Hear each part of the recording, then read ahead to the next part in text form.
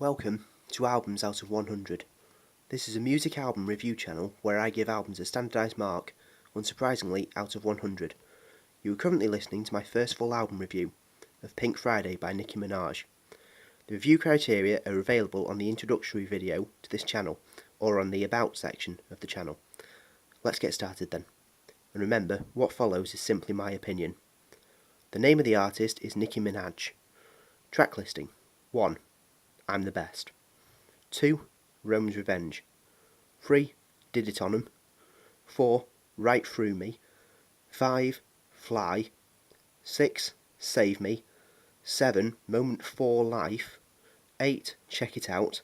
9. Blazin'. 10. Here I Am. 11. Dear Old Nicki. 12. Your Love. 13. Last Chance. 14. Girls Fall Like Dominoes. 15. Super Bass. The genre is a mix of hip-hop, R&B and pop. This is the first proper album from Miss Minaj after a mountain of mixtapes. Don't get me started on those. The fact that it is her first commercial album means I will be less harsh when reviewing than I would be on, say, a 7th album, as usually for artists' early albums they are still finding their musical feet. The album was released in 2010. Before I start, I'm just going to clarify that due to YouTube's copyright rules, I cannot include clips of songs as part of the video, but you can of course listen along on Spotify if you wish to acquaint your ears with the music I'm talking about. It isn't necessary, however. Album cover. So it's a slutty picture of her, or a Barbie doll of her. I can't actually bring myself to care. And her facial expression makes it look as if the cameraman is mauling a cat or something. She's totally like, huh? You taking what now? A picture? What that? I guess the point of the cover is to entice shoppers that they don't need page 3 of The Sun today, because that hoe be fit as fuck, and I can bash out to her instead and get some city songs to listen to, too. It appeals to the target market then, scoring 1 out of 5. Listening experience and lyrical analysis, including a 1 video exclusive cumulative swear counter. Track 1, I'm the Best. Really, is the title intended to be a joke? This seems to be a strange mix between an autobiography and a diss track, a shameful species of song which involves the artist insulting someone through the, and I use this phrase loosely, lyrics. I think in this particular song she is insulting her fans. Wow, good commercial move, Nicki. The lyrics also give you a sense that Nicki feels wronged by the entire world and constantly wants to complain about it. Next! Track 2, Rome's Revenge featuring Eminem. Is it another diss track? Whatever it is, it's almost entirely nonsensical. The recurring refrain is woof woof like a dungeon dragon, which makes about as much sense as Michael Gove's plan changes to GCSEs. The Eminem rap goes beyond explicit and is reprehensible. During this song she actually even calls herself, well, I'll let you hear it. I'm a cunt! I always love it when an artist calls themselves the C word. It's like Nicki is trying to do my job for me. Near the end of the song she introduces a stupid bit with an annoying voice, which is supposedly her fighting against her alter ego, which has been singing the rest of the song. This probably makes sense when your IQ is lower than the room temperature, but to the rest of us it just sounds like Nicki needs to be locked away in a home for her own good. Seriously, this song is one to be avoided at all costs. To paraphrase Luke Skywalker, if there's a dark centre of the universe, this song is it. Next! Track 3, Did It On 'Em. Now this is vile. This is a song about how she shits on people who dislike her music.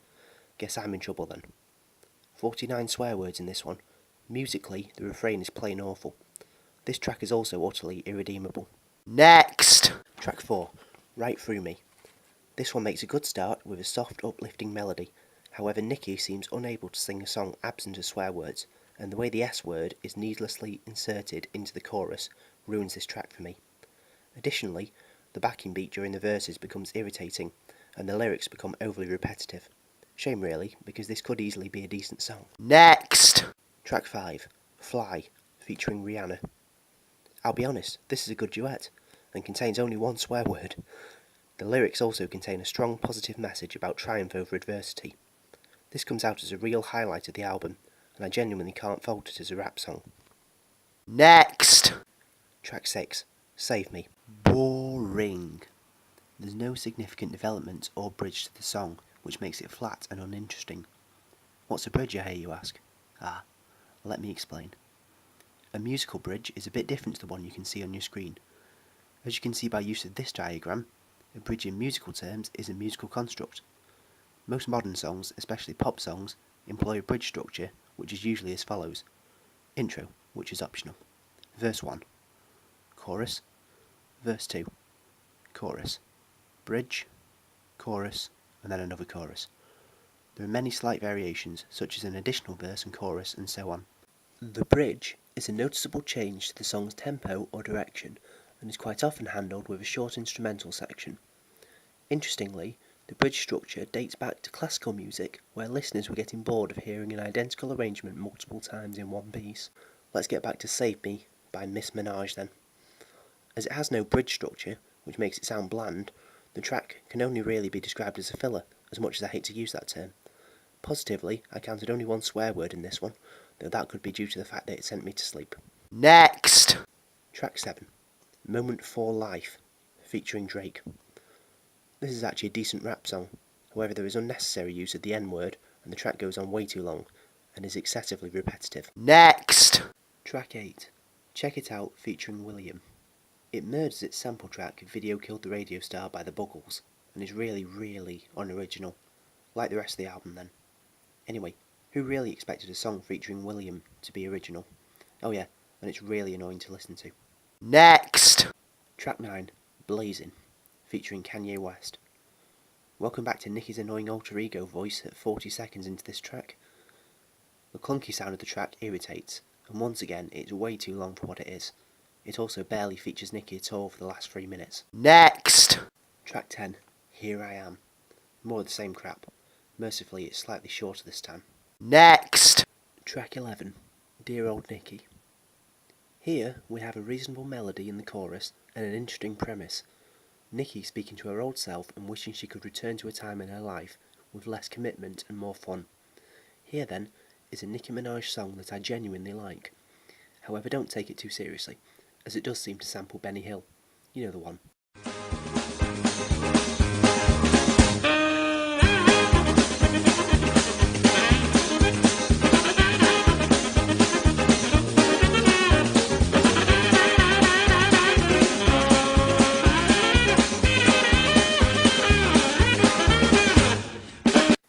Yeah, that one.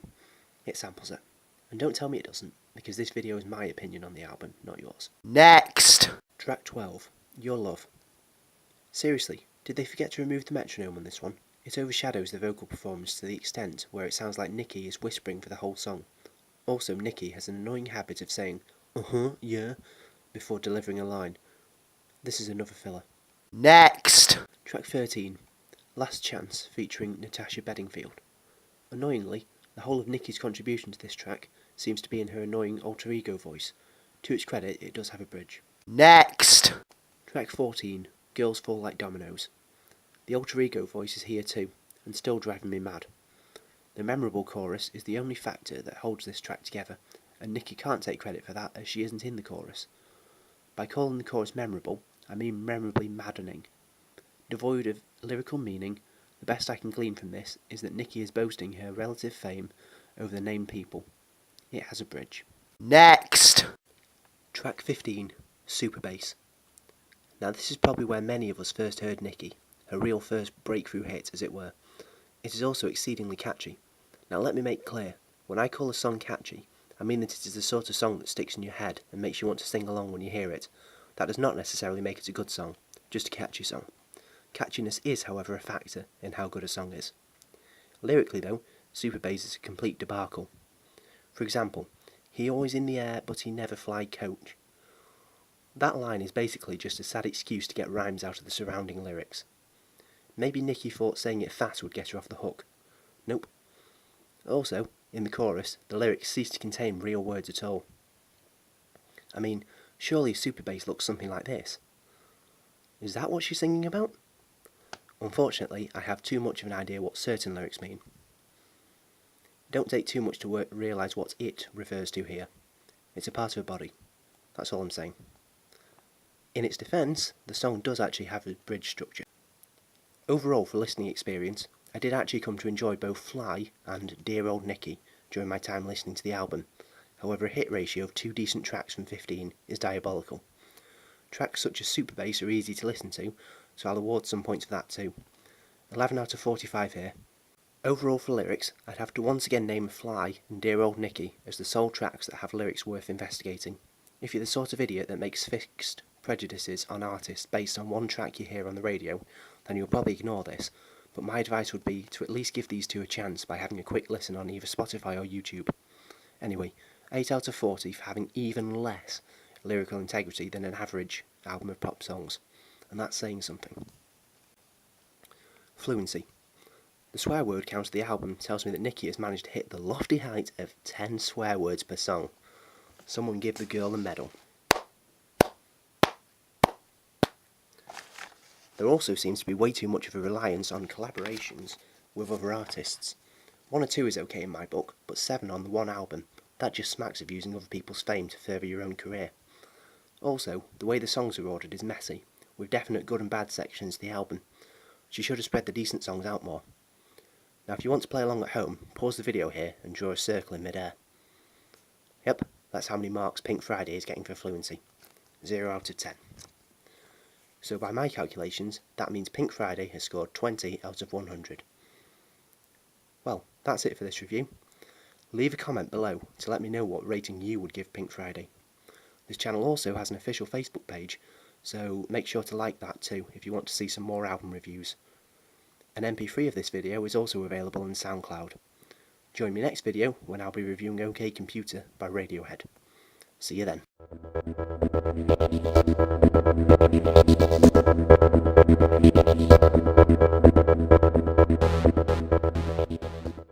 Welcome to Albums Out of 100.